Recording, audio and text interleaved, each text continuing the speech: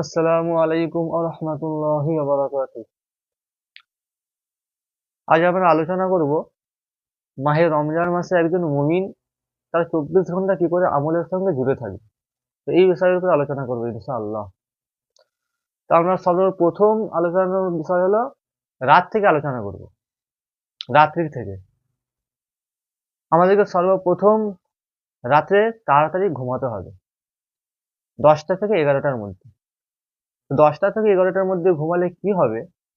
তো আমরা মূল্যবান সময় মূল্যবান সময় রাত্রে যে তাহাজ্জুদের সময় আমরা উঠতে পারবো। তো আমাদেরকে সর্বপ্রথম চেষ্টা করতে হবে তাড়াতাড়ি ঘুমাতে।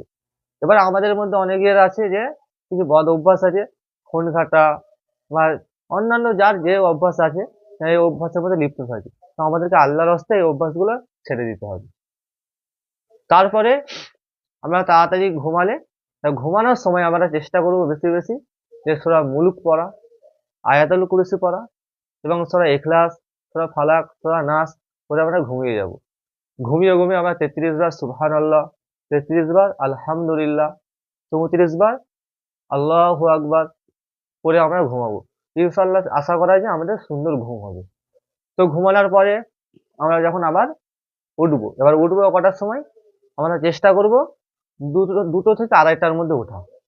2টো থেকে আড়াইটার মধ্যে যখন উঠবো, ওঠার পরে কি হবে? আমরা তাহাজ্জুদের সেই মূল্যবান সময় আমরা পেয়ে যাব। তো তাহাজ্জুদের মূল্যবান সময় আমরা পেয়ে যাব। তো তাহাজ্জুদের জন্য আমরা খাড়া হয়ে যাব। তো তাহাজ্জুদ যখন শুরু করব, কেমন ভাবে পড়বো? 2 রাকাত করে। যার যেমন সামর্থ্য হবে, যেমন পারবে। কেউ 2 রাকাত, 4 রাকাত, 6 রাকাত, 8 রাকাত। তো বেশি বেশি করে চেষ্টা করতে হবে, বেশি বেশি করে চেষ্টা করতে হবে যে লম্বা কেরাত, লম্বা রুকু, লম্বা সেজদা, তসবিহগুলো বেশি বেশি করে পড়বো আমরা। কেমন ভাবে পড়বো? ধরো কারোর 10টা 12টা সূরা মুখস্থ আছে।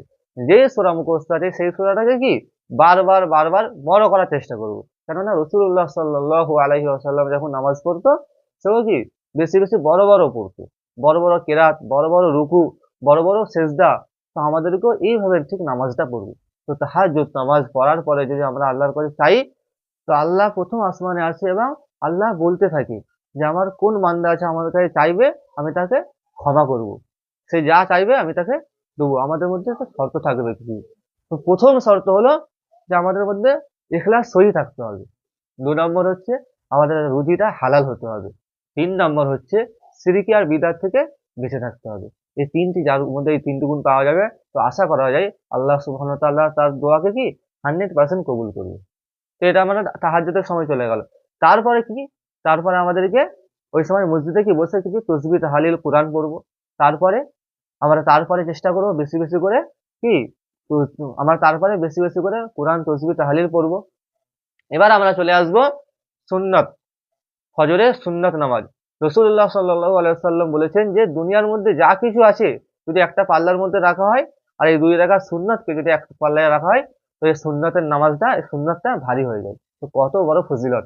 তো আমরা সকলেই চেষ্টা করব কি বেশি বেশি করে সুন্নতের দিকে গুরুত্ব দেওয়া, সুন্নতের এই সুন্নত নামাজটা আদায় করা। তারপর আমরা জামাতের সঙ্গে নামাজ পড়বো। জামাতের সঙ্গে নামাজ পড়ার পরে জামাতের সঙ্গে নামাজ পড়ার পরে আমরা মসজিদেই বসে থাকবো। কিছু তসবিহ তাহলিল কোরআন তিলাওয়াত করবো ইত্যাদি করার পরে খুব বেশিরভাগ বেশি যদি হয় 40 থেকে 50 মিনিট পরে আমাদের কি ইশরাকের সময় চলে আসছে। তো ইশরাক যদি বলা হয়, ইশরাকের ফজিলত তো আমরা সকলেই জানি যে একটা উমরা বা কবুল হজের সওয়াব আল্লাহ সুবহানাহু ওয়া তাআলা তার আমলনামায় দিবে। তো আমরা যদি এই করতে পারি এমনভাবে আমল, তো আল্লাহ সুবহানাহু ওয়া তাআলা আমাদেরকে রমজান মাসে যেইভাবে হক এইভাবে হক আমাদেরকে আদায় করতে হবে।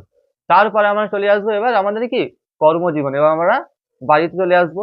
তো বাড়িতে আসার পরে এবার কেউ হয়তো চাকরিজীবী আছে, ব্যবসায়ী ভাই আছে, কেউ টিচার আছে। তো যেই যেই কাজ করুক না কেন, তাদেরকে ওইটাই হচ্ছে মানুষের কি তাকওয়া। আল্লাহ দেখবে তাকওয়া, ভয়। রোজা মাসে কি ভয় দেখবে। তার মধ্যে সে মানুষকে ধোঁকা দিচ্ছে নাকি, মিথ্যা কথা বলছে নাকি, তার মধ্যে কি সে সমস্ত কিছু গুনাহ থেকে বেঁচে আছে নাকি। তো আমাদেরকে চেষ্টা করতে হবে, আমরা চাকরিজীবী করি না কেন, আমরা ব্যবসায়ী করি না কেন, আমরা কেউ টিচার হোক না কেন, কেউ কাজ করি না কেন, আমাদেরকে দেখতে হবে যে আমরা সমস্ত গুনাহ থেকে নিজেকে বাঁচিয়ে রাখতে পারছি না কেন, আমরা লোককে ধোঁকা দিচ্ছি কিনা, আমরা মিথ্যা কথা বলছি কিনা। এই জিনিসগুলো আমাদেরকে ফলো করতে হবে।